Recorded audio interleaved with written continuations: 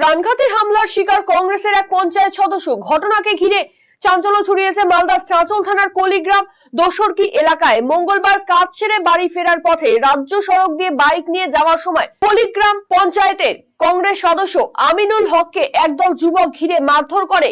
অল্পের জন্য বাইক নয়নজুলিতে পড়ে না গিয়ে বরাত জোরে প্রাণে বেঁচেছেন তিনি। ঘটনায় অভিযোগের আঙুল তুলেছে সিপিএম এর পঞ্চায়েত সদস্য বাহারাম খানের দিকে। আর এই নিয়ে চাঁচল থানায় অভিযোগ দায়ের করেছেন তিনি। ঠিক 12টার সময় আমি বাড়ি থেকে বেরিয়েছিলাম চাঁচলের উদ্দেশ্যে। হঠাৎ আমি দোসরকি মোড়ের একটু আগে পেছনে আর কি, ওখানে যখন এসেছি আমি দেখছি কিছু ছেলে জটলা পাকায় ওখানে আছে, কিন্তু একটা ছেলে এসে আমাকে সজোরে একদম ধাক্কা মেরেছে, একদম ডাইরেক্ট যে আমি নয়নজুলিতে যাতে পড়ে যাই, পড়লেই আমার কিন্তু আজকে প্রাণ নাশ হতো। এইরকম আশঙ্কা দেখে উপরওয়ালার বড়ার উপরওয়ালা আমাকে বাঁচিয়েছে আজকে, যে আমি বাইক থেকে পড়ে যাইনি, কোনোরকম স্পিড দিয়ে আমি প্রাণে বেঁচেছি আর কি। তারপরে আমি এক জায়গায় লুকিয়েছিলাম, ওখান থেকে আমার ছেলেপেলেরা এসে আমাকে উদ্ধার করে নিয়ে যায়। কারা করলো এটা করেছিল যে আমি যে কমপ্লেন যাদের নামে করেছি, আমাকে ধাক্কাটা মেরেছে, ওরা দাঁড়িয়েছিল, পড়ে গেলে আমাকে সবাই মারতো, কিন্তু একজনই ধাক্কাটা মেরেছে, তার নাম বিশন খাঁ। ওই নেতৃত্বে বাহারাম খাই আছে।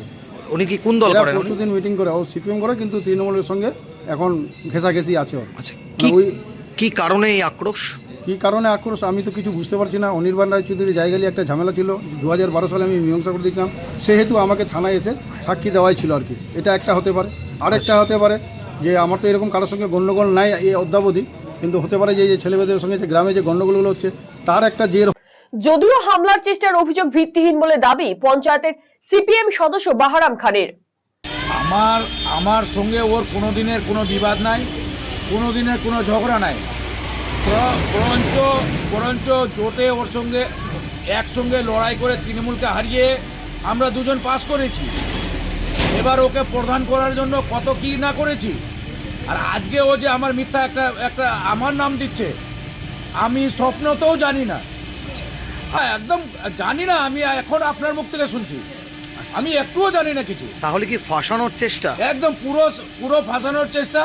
আর এখন আমি যেটা মনে করছি, যত দাঙ্গা আর ও যতবার মেম্বার হয়েছে ততবার গন্ডগোল হয়েছে, মানে গ্রামে অশান্তি হয়েছে। তা সত্ত্বেও আমরা যেহেতু বাম কংগ্রেস জোট ছিলাম, এবার জোটে ওকে প্রার্থী আমার বুথে আমি দিয়েছি, ওকে দিয়ে দুজন মিলে একসঙ্গে খেটে Eastern India's #1 boarding school, Himalayan International Residential School, Siliguri. Separate AC hostel for boys and girls. 126-acre lush green campus. World-class sporting facilities. Admission open for session 2026-27. Hurry up. Limited seats. এখন আপনার প্রিয় রায়গঞ্জ শহরের বুকে mobile এবং নানান ধরনের নিত্য প্রয়োজনীয় ইলেকট্রনিক্স এবং ইলেকট্রিক সামগ্রীর বিশাল সম্ভার অত্যন্ত সুলভ মূল্যে এই সমস্ত সামগ্রী পেতে আজই আসুন মুক্তি স্টুডিও ও সুপার কালেকশনে।